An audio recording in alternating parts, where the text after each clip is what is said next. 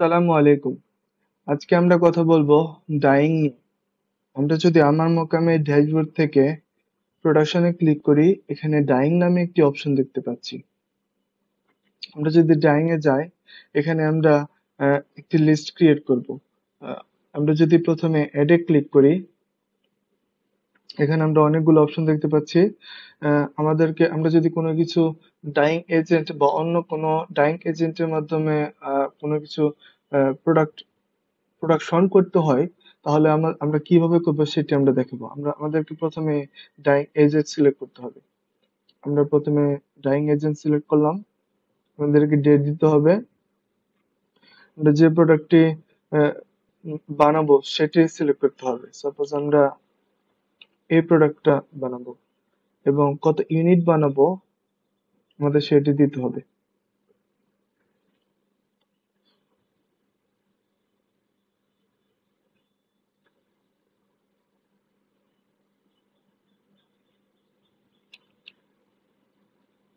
আমাদের total quantity দিতে হবে এবং পার ইউনিট কত টাকা দিব আমরা সেই অ্যামাউন্ট আমরা দিতে পারবো। আমরা যদি দেওয়ার ফলে আমাদের কিন্তু টোটাল অ্যামাউন্টটা দেখাচ্ছে। এখানে র মেটেরিয়ালস আমরা র মেটেরিয়ালস এর ডিটেলস দেখতে পারবো, এবং প্রোডাক্টের অংশে আমরা প্রোডাক্ট ইউনিট এবং কোয়ান্টিটি দেখতে পারবো। এখানে আমরা লেবারের অংশ দেখতে পাচ্ছি। আমরা যদি কন্ট্রাক্টের মাধ্যমে করতে পারি, তাহলে আমরা এই অংশের মাধ্যমে টোটাল বিলটা দিয়ে দিলেই হয়ে যাবে। আর যদি আমরা অন্য কোনো ভাবে আহ, আলাদা আলাদা লেবারের মাধ্যমে করতে চাই, তাহলে আমরা যদি এখানে আনচেক করি, আমরা টোটাল কোয়ান্টিটি একটি অংশ দেখতে পাচ্ছি, পার ইউনিট এবং টোটাল বিলটা দেখতে পাচ্ছি। তো আমাদের টোটাল কোয়ান্টিটি ছিল 120। পার ইউনিট আমরা কত টাকা দিতে চাই, আমরা যদি 3 টাকা সিলেক্ট করি, আমাদের টোটাল বিল দেখাচ্ছে। আমরা এখান থেকেও লেবার সিলেক্ট করতে পারবো। আমরা যদি একটি লেবার সিলেক্ট করি, এখানে যদি আমরা দিয়ে দেই 60 এবং আরেকটি লেবারকে যদি আমরা 60 কোয়ান্টিটি দিয়ে দেই, তাহলে আমরা টোটাল অ্যামাউন্ট সহ দেখতে পাচ্ছি। এখানেও আমরা নোট করতে পারবো। এবং